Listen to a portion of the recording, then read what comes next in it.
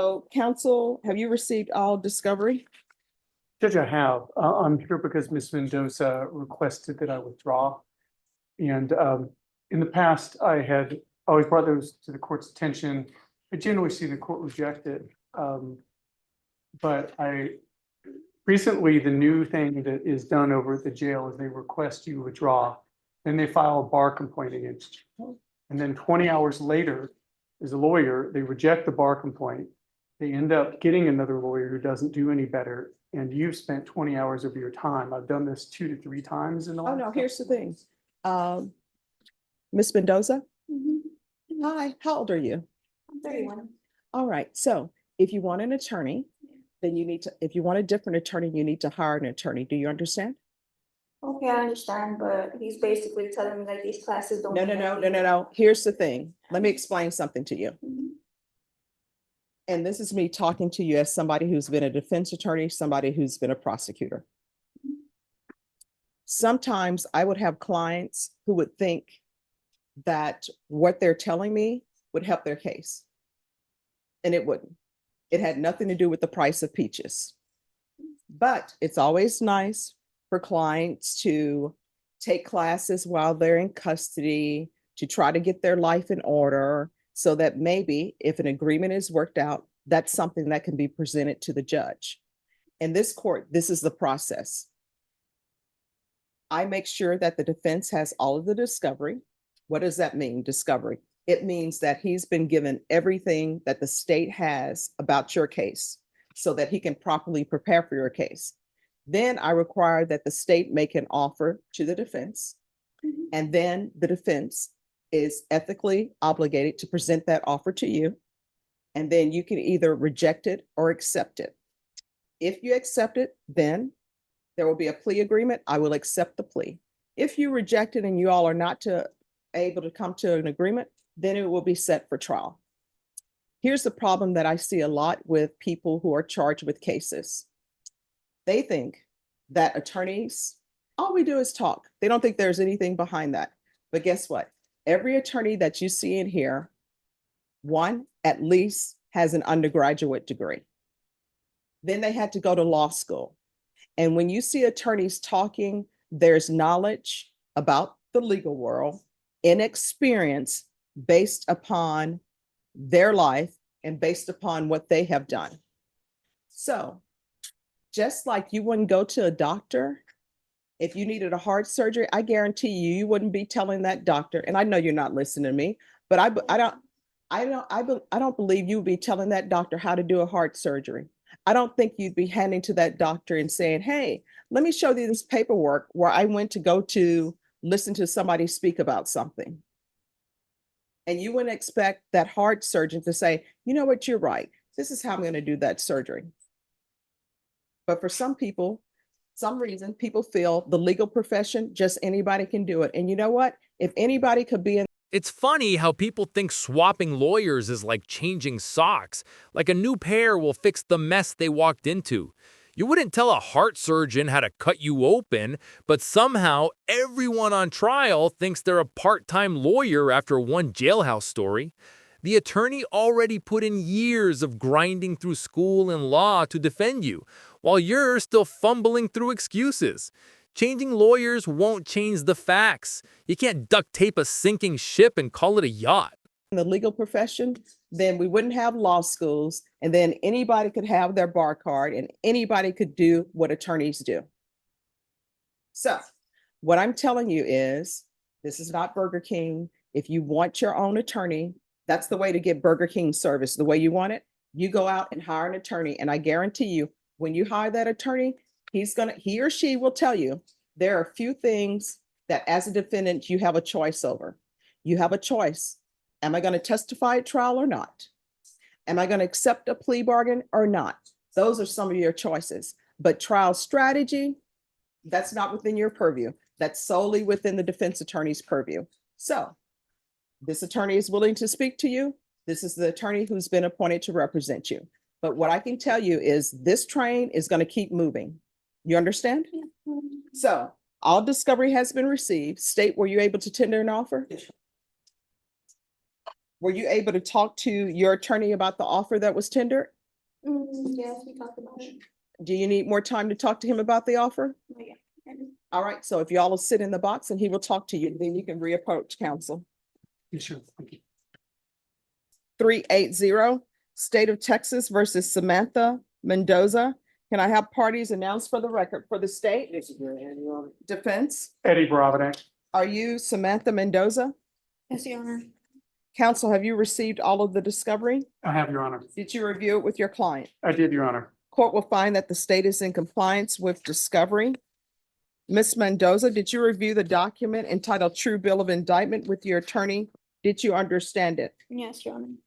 Counsel, do you waive the reading of the indictment? I do, Your Honor. State, are you proceeding on the indictment as presented? No, Your Honor, we're waiving the enhancement paragraph. Any objection? No, Your Honor. Did you review the document entitled Court Admonishments and Defendant's Waivers and Affidavit of Admonitions with your attorney? Did you understand it? Did you sign it in all the appropriate places? Yes, Your Honor. Did you understand you're charged with the offense of possession of a controlled substance? Yes, Your Penalty Honor. group 1, 4 to 200 grams. That's a second-degree felony. Range of punishment is anywhere from 2 to 20 years in prison and up to a $10,000 fine. Did you understand? Yes, Your Honor. If you have a plea bargain agreement with the state, the court does not have to follow your plea. If for any reason the court does not follow your plea and gives you more than you bargained for, the fact that you entered a plea will not be used against you and you will be allowed to withdraw your plea. Did you understand? Yes, Your Honor. Did you understand you have a right to jury trial, a right for you or your attorney to cross-examine and confront any witnesses the state would call in the right to remain silent? Yes, Your Honor.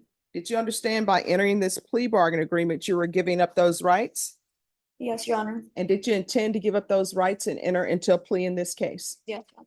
Counsel, has your client been able to provide you with any defenses? She has, Your Honor. Do you believe she has a rational as well as a factual understanding of the charges against her? I do, Your Honor. Do you believe she's currently competent and was legally sane at the time of the offense? Yes, Your Honor. Ms. Mendoza, has anyone threatened you, coerced you, or placed you in fear to get you to enter the plea? No, Your Honor. Anyone promised you anything other than the plea? No, Your Honor. Are you satisfied with the way you've been represented? Yes. Are you a U.S. citizen? Yes, Your Honor. Court will find that defendant has no This courtroom moment was a masterclass in shutting down the Burger King mentality. No, you don't get to customize your case like a combo meal. The bench made it crystal clear. You don't waltz into law like it's a drive-through menu, picking strategy your way. Trial tactics aren't a DIY project. They're the lawyer's lane. The defendant got walked step by step through every right, every risk, and every responsibility, and still agreed she understood. and voluntarily waived her right to jury trial. Did you review the plea bargain page with your attorney and did you understand it? Yes, Your Honor. According to the plea, punishment is to be assessed at 5 years in the prison. There's a $1,500 fine and there are no applications. Did you understand that to be the plea? Yes, Your Honor. Defense, is that the plea? It is, Your Honor. State, is that the plea? It is, Your Honor. Did you review the waiver of appeal paragraph with your attorney? Did you understand it? Did you sign it in both places? Yes, Your Honor. Did you understand by signing that you're waiving your right to appeal? The only items that can be appealed are written pretrial motions that have been filed, heard, and ruled upon by the court. Did you understand? Yes, Your Honor. Counsel, have there been any such motions? No, Your Honor. Then to the offense as charged, how do you plead? Guilty, not guilty, or no contest? I'm sorry? Guilty, Your Honor. State, any evidence? Yes, Your Honor. State exhibit number 1 with all this attached. No objections. All right, state, you may be excused. Did you review the document entitled Waiver and Consent to Stipulation of Testimony and Stipulations with your attorney? Did you understand it? Yes, Your Honor. Did you sign it in all the appropriate places? Yes, Your Honor. Again, did you understand you have a right to jury trial, a right for you or your attorney to cross-examine and confront any witnesses the state would call in the right to remain silent? Yes, Your Honor. Did you understand that today the state will be presenting evidence in the form of witnesses' statements and police reports? But most importantly, there will be no live testimony. Did you understand? Yes, Your Honor. Court will find that defendant has knowingly and voluntarily waived and consented to stipulation of testimony and stipulations. Court will accept into evidence states exhibits 1 and attachments and review the same. No. I'm sorry, the police, I guess, Your Honor. No, she's not asking. you a Yes, oh my question. God. Oh my- She's just telling you that she's looking over the document. Oh, okay, yeah.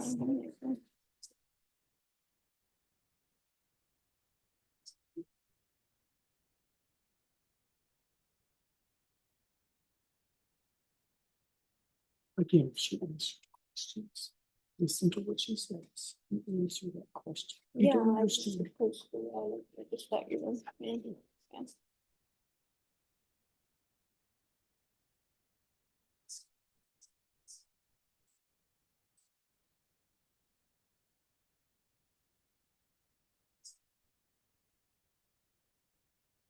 All right, after reviewing state's exhibits one and attachments, the court will find there is sufficient evidence to find you guilty, and the court will find you guilty. Are you proceeding with sentencing? If the court would allow us to. Anything you wish to say on behalf of your client? Judge, it's pretty simple. We just asked you to follow the plea bond. All right, the court is finding you guilty. The court will sentence you to 5 years in the prison, give you credit for any time served. There's a $1,500 fine, time and money to run concurrent. And I see in the documentation that she's on parole. She is. All right. Has a parole been revoked?